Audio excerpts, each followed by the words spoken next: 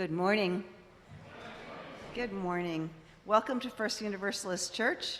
My name is Sarah Whitty. I'm the president of the board, and I'm so glad to be greeting you this morning. A warm welcome to all of you gathered here in our sanctuary, and also to everyone who was able to come on in via Zoom.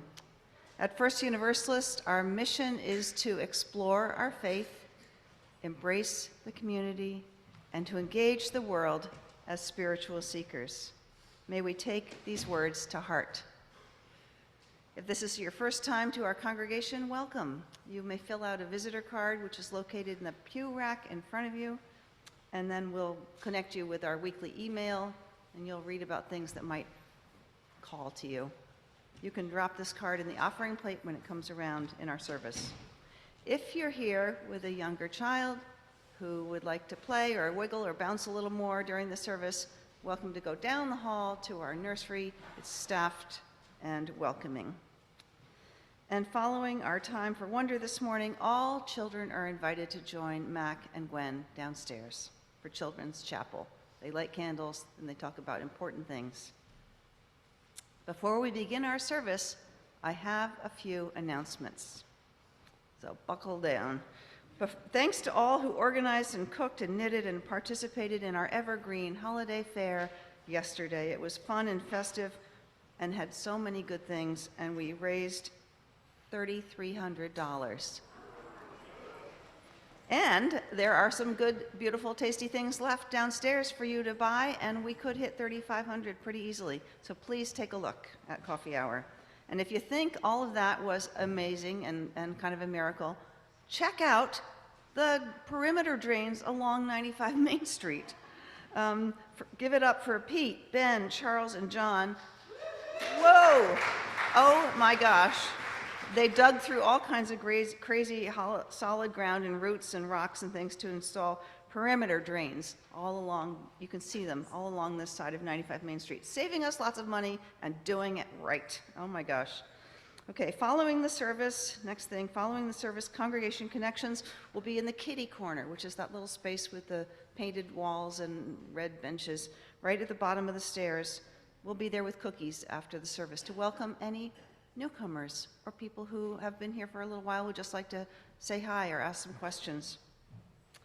Next thing, following our service today, members of our Adult RE Council and Reverend Hillary, following the service today in the common room, which is down the hall on the first floor, talking about the all-church read, the book called How the Word is Passed by Clint Smith.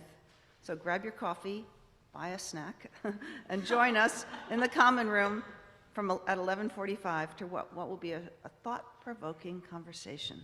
All are welcome, whether you finished the book or not, whether you read the book or not. Okay, I think this is the last announcement. Directories. Directories are available. Everybody who's been asking me, here they are. They're available downstairs after the service. Amazing. And I also would like to say, on the back, Gwen just did an incredible job with this. Here's a list of the councils and committees and who's on them. So you want to know who's doing what and how to make contact when you have an idea or a question? Here you go. All right. Now I invite you to stretch and breathe and get centered and comfortable as we settle into this time and space that we create on a Sunday morning. And Sam Chandler will lead us into worship.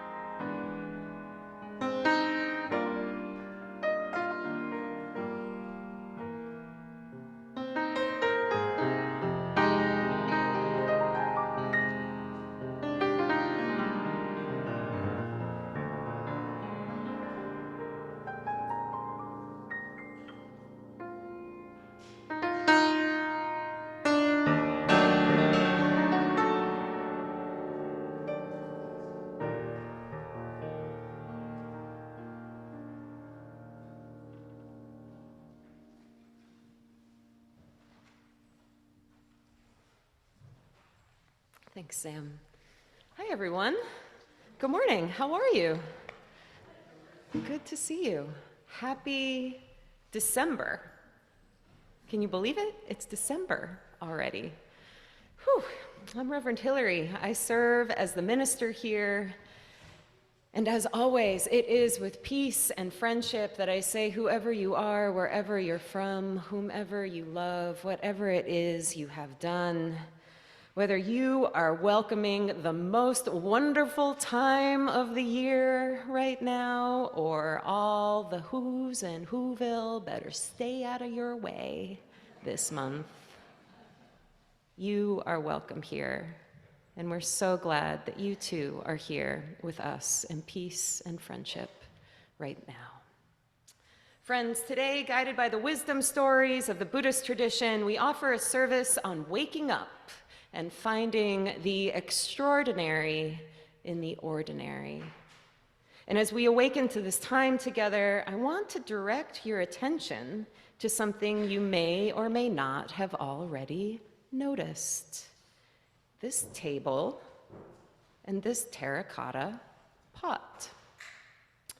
So the table, our altar that used to rest here, has long been ready for retirement. We all can understand how that goes sometimes. And so a talented woodworker and a dear friend of our congregation, Rod Howell, crafted this new cherry wood table for us. Sure, if you need to stand up, I see people being like, wait, what's going on?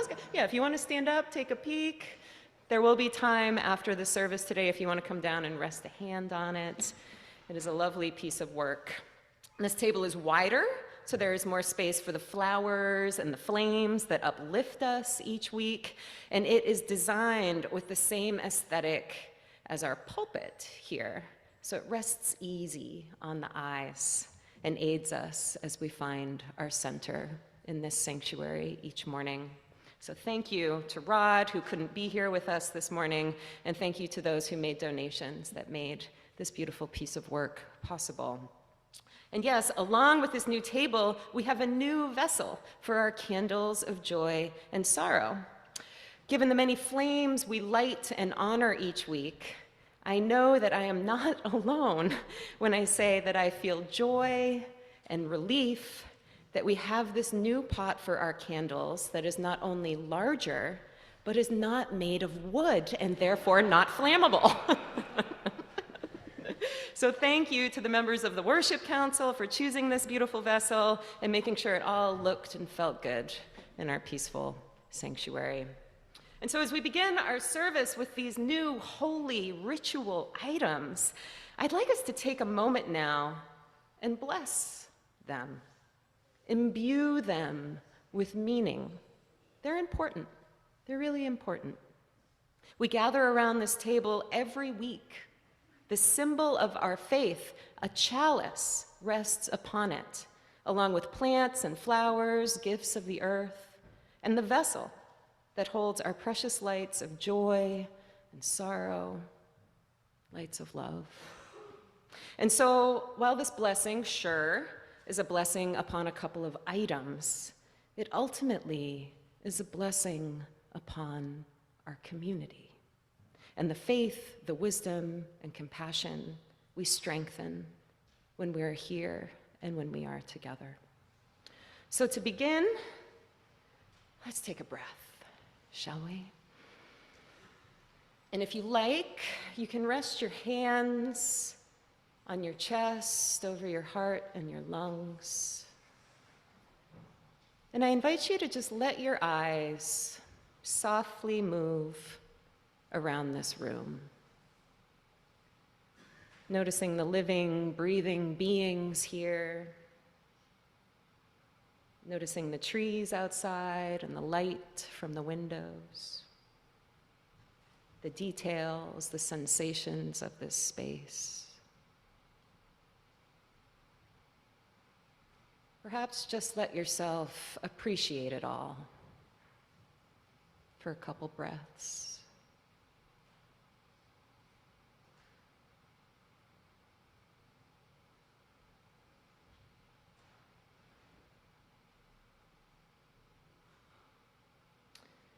And now let your gaze softly settle up here to this centering point in our sanctuary. And at this point, if it feels good, you can hold your palms out in a gesture of offering.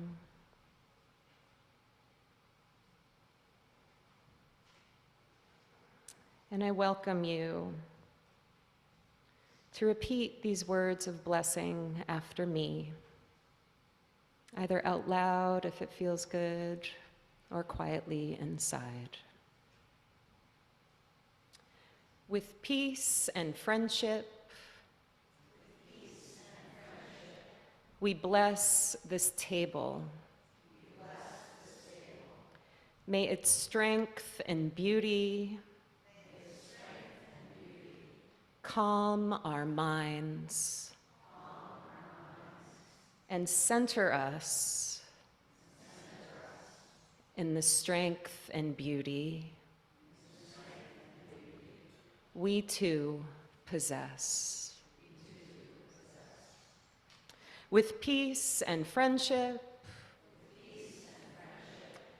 we bless this vessel. May its weight steady us as we share and honor the joys and sorrows that create our lives. With love at our center, we now say, let it be so. Amen. Good morning, my blessed friends. Whew. Off to a religious start this morning. I like it. It's exciting. From this enlivened place now, let's take a moment to turn and greet our neighbors, ask them how they're doing.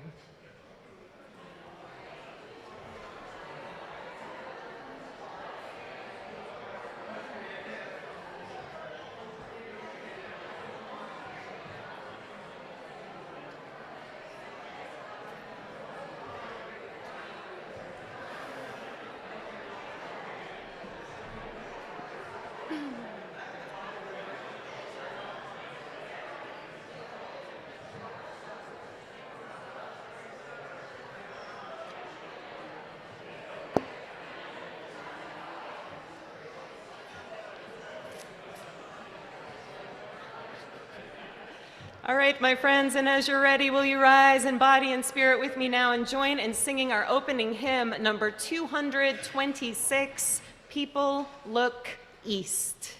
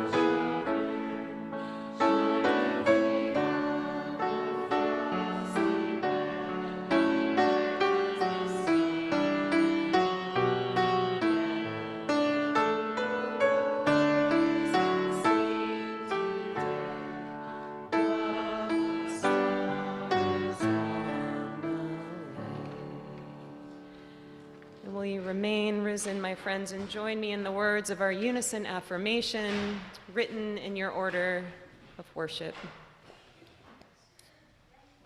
We are united in seeking to increase love with justice and to constitute a free church open to all people. Mindful of our past and drawing upon modern knowledge, we respond to the spiritual needs of persons and are devoted to the common good in community, nation, and world.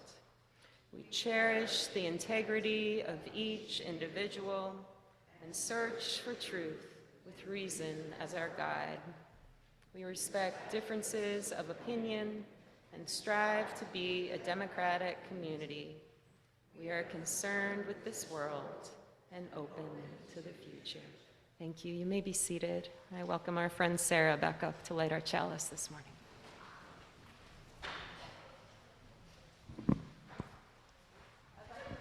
I need a mic. Thank you very much. I'd like to invite all the children to come up and help me. Come on down. Anybody, child of any age. Hi. Hi, Mara. Anybody else? You're welcome up here. So Hillary told us about this table. What's different about this table from our other one? Bigger? Yeah. Lower? That big thing? Yep.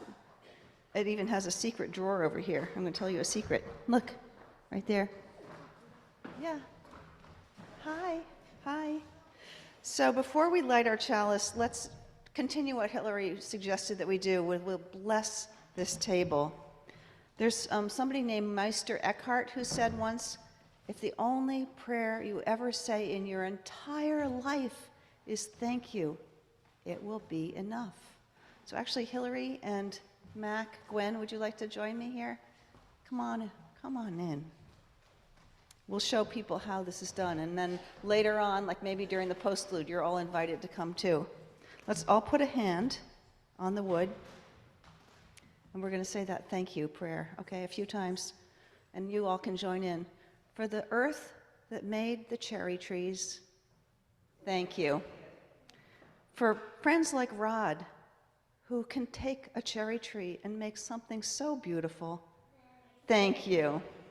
For the people who dreamed up this table and helped us to make it with their contributions, thank you. And then let's all say, how wonderful. How wonderful. And so finally, on this table we have blessed, let us light our chalice. Where are the matches? Oh yeah, in the secret drawer. Ha. Henry, can you hold this for me?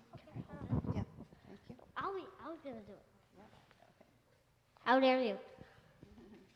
Okay, everybody knows the words. Yeah. And my fingers can do this. Nope. Ready? Okay. We light our chalice in peace and friendship. Thank you. Thanks all. Thank you.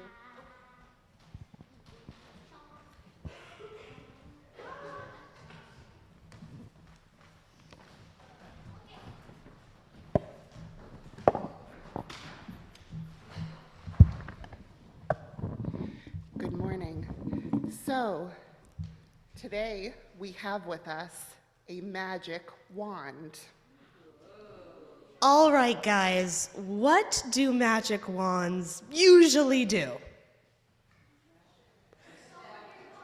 Cast a spell, Henry? They can usually make things be, well, you kind of like make things super powerful. Mmm. Like that last time at church. Yes, like last Sunday at church, we were talking about superpowers. It makes things superpowers. Miora, do you have your hand raised? What does it do? Magic, absolutely. Okay, so today we're going to use this magic wand to help us look at things differently. So just like touching a magic wand sometimes transforms something, We can transform things when we pay attention to them. So this magic wand will help us pay close attention to things. Suddenly, we can see the mystery all around us, even in ordinary things. But you have to say the magic words in order to get the wand to work. All right, so the magic words are mystery in the ordinary.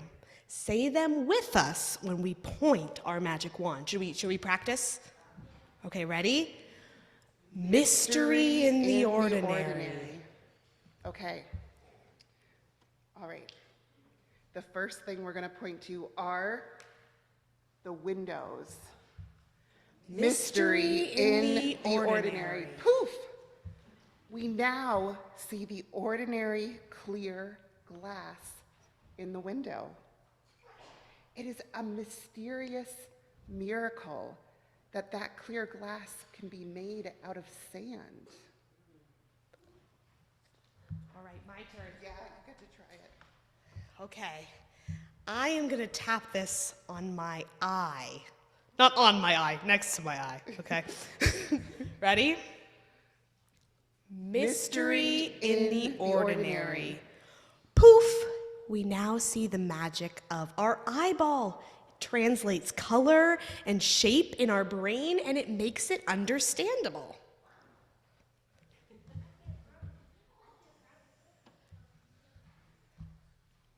All right, now we're going to point the magic wand at our new table. Let's say the magic words. Mystery in the ordinary. Poof! We can now see the table as more than just beautifully crafted wood, but as the mystery of a steadying, solid force, holding our sacred hopes, our joys, and our sorrows. And Mac, let's do one more. I am going to point at the piano. Mystery in the ordinary. Poof! We now see the mystery of wood and strings that create music that our ears can hear and our brain can understand. Yeah, you can also see the notes and know that that's music as well. Yeah. Mystery in the ordinary. All right. I'm going to wave the wand all around our whole sanctuary and all around the outside world too. Let's say our magic words one more time. Mystery in the ordinary. We can now see the mystery all around us of winter changes outside, of all of the ordinary things we don't necessarily think about every day, which are really miraculous miracles. Wow. In Children's Chapel today, we'll be making our own magic wands to help find some mystery in the ordinary. And in Junior Youth Group, we'll be concluding our Yellow Tulip project that we began back in October. All right, and now let's say our children's blessing. We are Unitarian Universalists, people of open minds, loving hearts, and helping hands.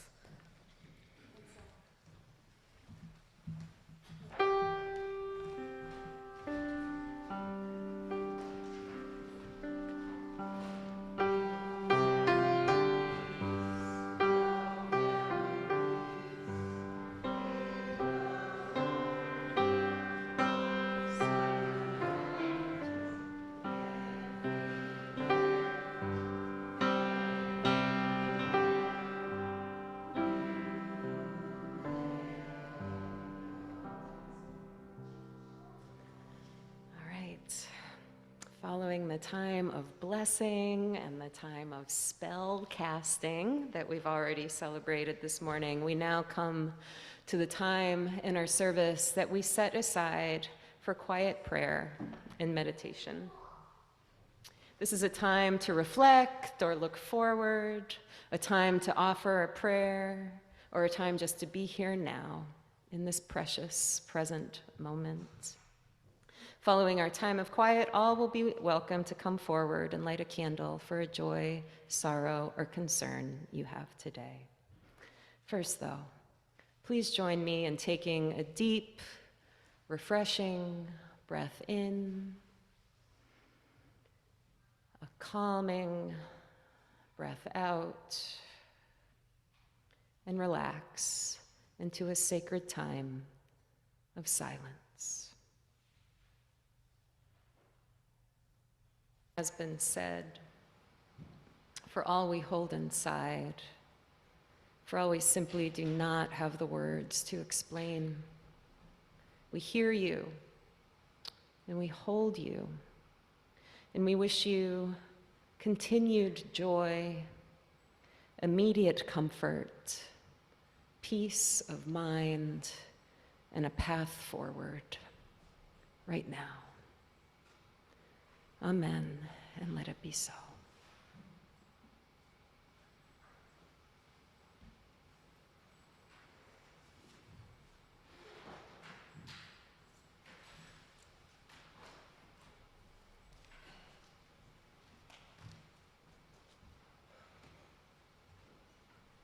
Oh, my heart is so full.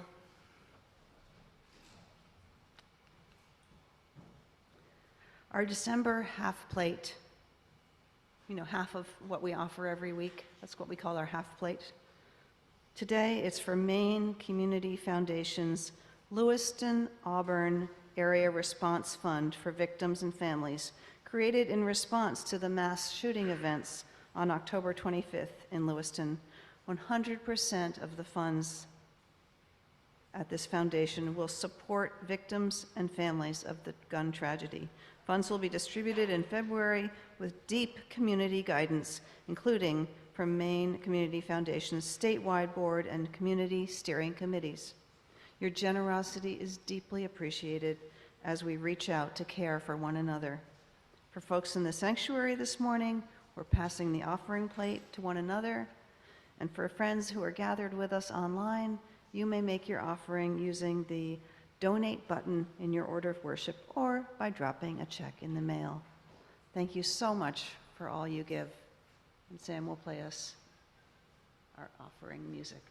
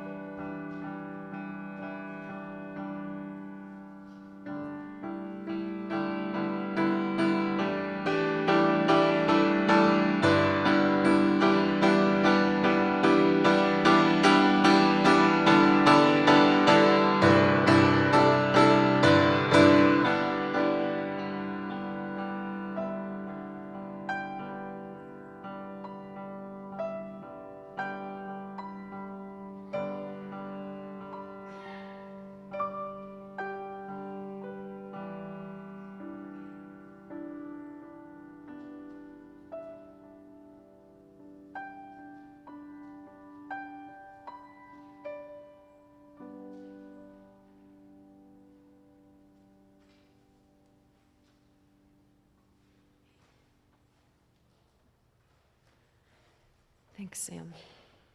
Will you rise in body and spirit, friends, and join me in our song of thanksgiving? The short lyrics are in your order of service.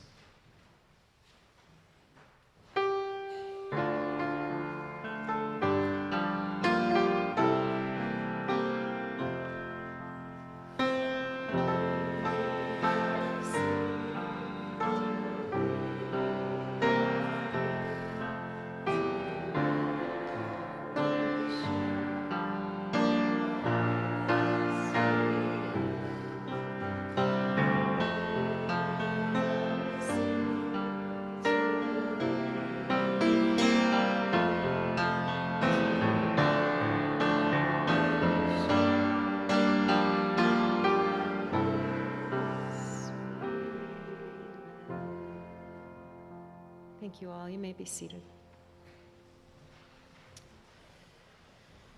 Our reading this morning is a poem by the playwright and professor Sarah Ruhl. It's entitled, I Wanted Music. I wanted music. I wanted music, yes, but I also wanted the music of everyday things, a plate, an arm, some dirt, a chair, how a plant is related to a window, how a window is related to a chair, small words with purpose, correspondences of everyday things, the music of combustible objects, one day ending, not tracking for posterity, but loosening like a fig. So this Friday, December 8th, the 8th day of the 12th month, many Buddhists and Mahayana traditions will quietly celebrate an important holy day called Bodhi Day. In the ancient Indian languages of Pali and Sanskrit, Bodhi means awakening, and Bodhi Day is understood to be the day that the Buddha, whose name means the one who is awake, gained enlightenment. Or in other words, the day the Buddha woke up. Enlightenment, what's enlightenment? Enlightenment is the aim of Buddhist practice and is often explained as the realization of ultimate reality, whatever that means. But as I have come to understand it through many years of study, practice, and not coming anywhere close to achieving it, to be enlightened is to live in a state of absolute equanimity, where the opposition between pleasure and pain dissolves, and the interconnectedness and impermanence of every single thing becomes abundantly clear. I once heard enlightenment described as achieving a mind that is pliable in all situations. A mind that is pliable in all situations. And yes, my friends, if you haven't caught on yet, today, the first Sunday in December, the kickoff to our holiday season, you're getting a Dharma talk, a Buddhist sermon. Yay, thanks. And while for the most part, I'm mainly just going to be telling you a story today, I understand that some of you might lose the thread here and there, and on the flip side, some of you might crave a little deeper engagement with Buddhist philosophy. That's okay. Let's practice equanimity, shall we? And it's really just my hope, this being the Sunday of hope in the Advent calendar, that we can all move forward from the sanctuary this morning just a little bit more awake. So, the story I want to tell today is one of my favorite stories from the life of the Buddha.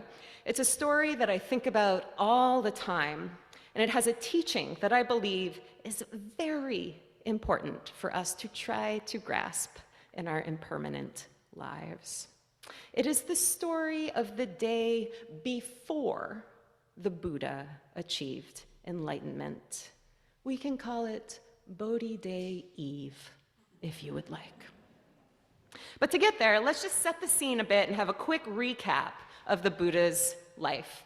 You might know some of these details, so feel free to chime in if I miss something or you just want to share that Dharma. It's just right with you. So the Buddha, whose name was Siddhartha, was born a prince likely around the year 563 BCE.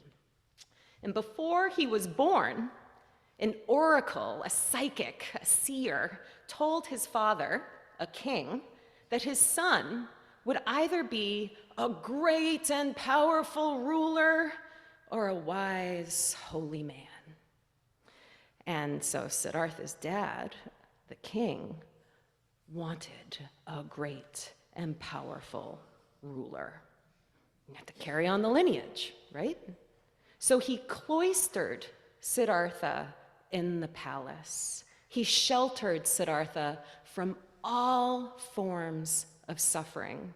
And Siddhartha lived in complete luxury, experiencing only pleasure, until one day, when he was 29, he got curious about life outside the palace walls. And he asked his charioteer to take him for a ride around the land that his family ruled. And it is here that Siddhartha experienced what's known as the 4 sights. Anyone know about these 4 sights?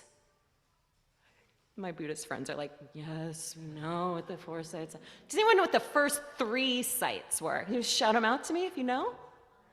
Say, Baba? Death. Nice thought. That's a solid thought, death and life. No. How about sickness? Poverty. Yeah. Hunger. Okay, hunger, poverty. Okay, we're there. That's kind of it. First thing he sees is an old man. Siddhartha doesn't know that a person will gradually get older and their body will become weaker and they might move more slowly and have much energy. So he sees an old man and he's like, what is that? And his charioteer says, that's an elderly man. And Siddhartha says, how did he get that way? And the charioteer says, we're all going to get that way. And Siddhartha says, what? And then he sees someone who's sick, potentially a leper, as it's written in some stories, someone who's visibly very unwell. And Siddhartha doesn't know about sickness. He doesn't know about bodily pain. And his charioteer again tells him, yes, most people in life will at some point become sick. And Siddhartha's like, what? And then he sees a corpse. And Siddhartha does not know that death is a fact of life. And his charioteer explains to him that we all someday will die. And Siddhartha, his head spinning. Imagine seeing that all for the first time, 29 years old. I mean, it's a story. We don't know if it actually happened, but wow, what an interesting story. And then the 4th sight. Does anyone know what the 4th sight was that pulled it all together? A monk, yes. He saw a monk who seemed to have renounced worldly desires, and in doing so, seemed to just be holding himself in a state of calm abiding, just moving peacefully, steadily through the land. And Siddhartha looked at that and said, that guy's got it figured out. I'm gonna maybe do that. And so that very night, under the cloak of darkness, Siddhartha fled the palace with the intention to seek the transcendent peace he witnessed in that monk, fulfilling the prophecy of that oracle, setting out to be a holy teacher. And for the first few months while he was out there, Siddhartha tried various teachings, various approaches. He lived in a community with monks. He studied a bunch of stuff. He followed around certain gurus, doing his free and responsible search for truth and meaning, just kind of doing that for a little while. But after a while, he didn't feel like he was making much progress, and Siddhartha grew frustrated and dabbling in this religious dabbling, and he decided the only way to renounce worldly desires was to straight up renounce worldly desires. And so he decided to sit down and meditate alone, in seclusion, outside, in all weather conditions. He ate a single grain of rice a day and wet his lips with a single drop of water and pretty much remained completely still for 6 years. Yikes. And that's how you get enlightened. No, it's not at all how you get enlightened. Wait and see. Spoiler alert. But yeah. As is written in one of the thousands of ancient tales of his life, there the Buddha sat with teeth clenched and tongue pressed against the roof of his mouth, squeezing and squashing and scorching mind with mind. And it continues. His energy was roused up and unflagging, and his mindfulness was established and lucid, but his body was disturbed, not tranquil, because he pushed too hard with a painful striving. In other words, Siddhartha sat there, freezing and starving, his meditation practice was solid, but he was in a world of pain. And he believed this continued pain, this disturbance in his body, to be a sign that he was still attached to worldly desires. So he stayed the rigid course and quickly became completely emaciated. His muscles gone, his bones rigid. Some texts say he even renounced the pleasure of breathing through his mouth and nose and instead began to breathe through his ears. I'm going to try that for a second. Some texts say he turned gray. Some say he turned blue. Some say he looked as though his skin had been charred. Rumors circulated that he was close to death or dead. But then, one day, 6 years later, on Bodhi Day Eve, with his teeth clenched, still painfully striving, a memory arose in Siddhartha's mind from his childhood, in which he was sitting alone under a tree in the sunshine. He recalled the warmth of the golden light and the flurry of birds and bugs, people and animals moving around the palace. And it felt good. It was a natural pleasure. No striving, no avoiding needed to experience it.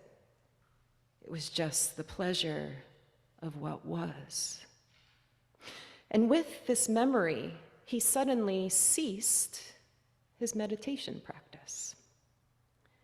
And he lifted his gaze that had been set on the ground for years and saw in the distance a person walking with a herd of cows. As they drew near, Siddhartha saw it was a young woman who, upon seeing this gray-blue skeleton of a man, approached him, alarmed, with a bowl of rice and milk. Siddhartha accepted the food and ate it with satisfaction and pleasure. And immediately upon doing so, some texts say, he regained his strength, his skin turned again golden, his hair dark and shiny, and his eyes lit up with brightness. Talk about nourish and flourish, huh? Right? He thanked the woman. And yes, right, greatest thanks to all the women throughout history, without whom there would be no great men, I don't think. And Siddhartha then rose and walked on to the Bodhi tree, where he sat a while and gained enlightenment the next day. The end of that chapter of the Buddhist life. So, interestingly, you can get statues, you can get icons of the emaciated Buddha. They're pretty freaky, but they are not uncommon. Why might someone want to have a skull and bones Buddha on their altar or sitting around their house? Because they are great for Halloween. No, I'm joking. Because they are a symbol of the limits of deprivation. Or we could say a symbol of the limits of self-loathing or world-loathing. The emaciated Buddha did not get enlightened. He did not achieve anything. The statue is a reminder of the necessity of what's called the middle way in Buddhism, a path of moderation, of pliability. It speaks to the wisdom Siddhartha gleaned for the first half of his life, that one cannot completely avoid pain, and one cannot completely avoid pleasure. Like Goldilocks' great epiphany, the middle way is not too hot, and it's not too cold. It's both. It's just right. And while this concept of the middle way is a fantastic teaching to keep in the forefront of our minds as the events of life continually try to knock us in one deep end or another, the thing I love most about this story of Bodhi Day Eve is the simplicity of the experiences that enabled the Buddha to snap out of it. First, a very basic and relatable memory of sitting outside on a sunny day. Nothing special, no big deal, just basic contentment, the regular pleasure of what often is when we pause to notice it. And then the food. The Buddha needed care, nothing special, a brief moment of being tended to and accepting the tenderness of another. And he also needed to eat something, nothing special, rice and milk. So simple, so necessary, a simple, delicious, short, and regular interaction. If you come to coffee hour today, you might experience something akin to it. Something like the moment of connection that brought Siddhartha back to life and made it possible for him to get enlightened. I wanted music, yes, writes Sarah Rule. But I also wanted the music of everyday things. A plate, an arm, some dirt, a chair. The music of one day ending, not tracking for posterity, but loosening like a fig. This Thursday night, on the eve of Bodhi Day, some Buddhist communities will celebrate the holy day by holding what's called the Buddha's Enlightenment Vigil, a time when practitioners will sit in silent meditation all night long.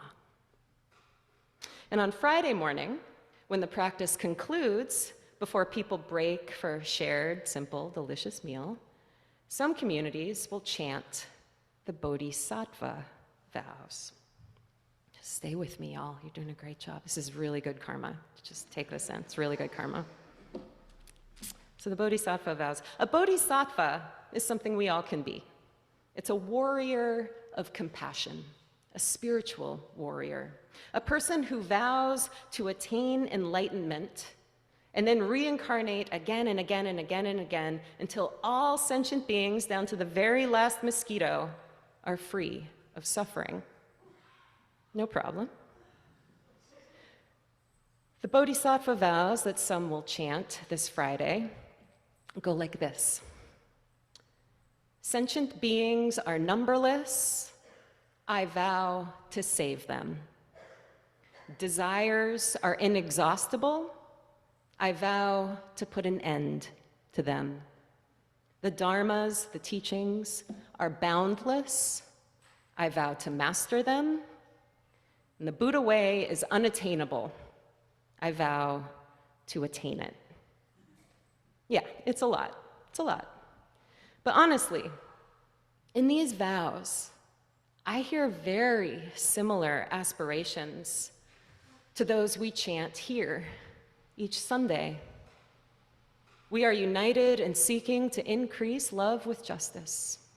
Mindful of our past and drawing upon modern knowledge, we respond to the spiritual needs of persons. We are devoted to the common good in community, nation, and world. While the Bodhisattva vows are seemingly impossible, I want to remind you that they are built upon the foundations of teachings gleaned through the life of the Buddha, a life in which simple, regular, possible moments are the ground of practice and the ground upon which we can uphold and achieve these aspirations. Keep it simple. So, my friends, with all of that, Bodhi Day, this Friday, it's one of those days in the Buddha's calendar where, like, all karmic actions are multiplied like 33 million times. So if you do something good, it's like, whew, you're that much closer. Yes, good. 33 million times extra good. And if you do something not so good, so just be aware if you believe that sort of thing. You know, can't hurt.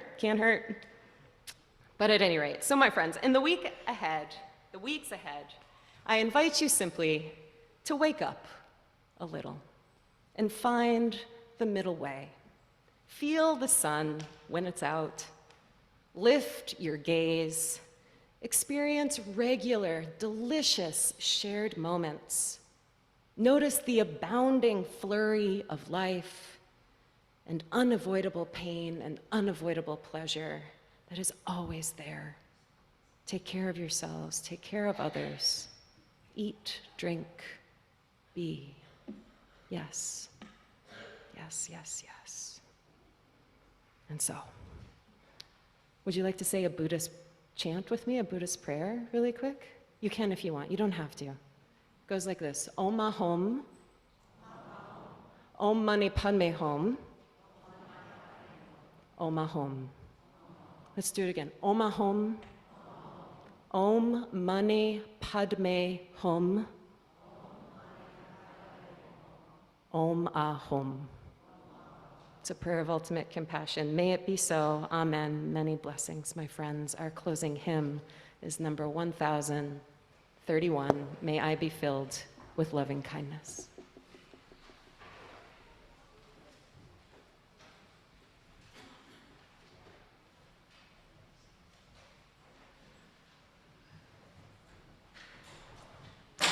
Will you rise as you are able and join in singing?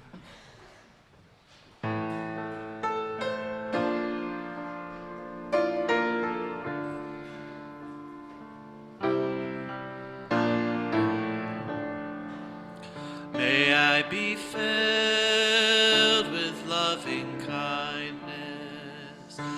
May I be well. May I be filled with loving kindness. May I be well. May I be peaceful and at ease. May I be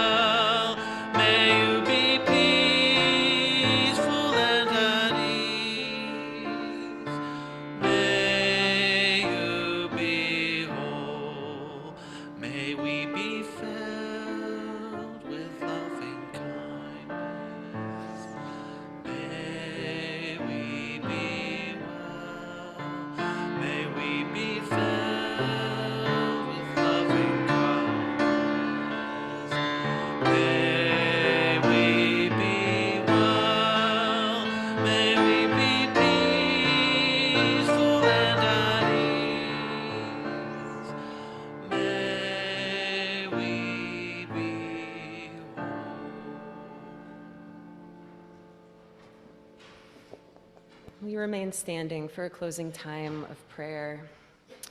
And I will say during our postlude, you're more than welcome to come up and press your hand on this new table, check out the new scene up here. Please feel very welcome to do so. May all beings be free of suffering and the causes of suffering. May all beings experience profound joy and the causes of profound joy. May all beings be free, and may we all wake up. And will you join me in the words of our unison benediction written in your order of service?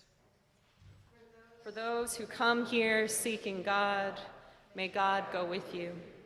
For those who come embracing life, may life return your affection. For those who come to seek a path, may the way be found and the courage to take it step by step. Go in peace, my friend.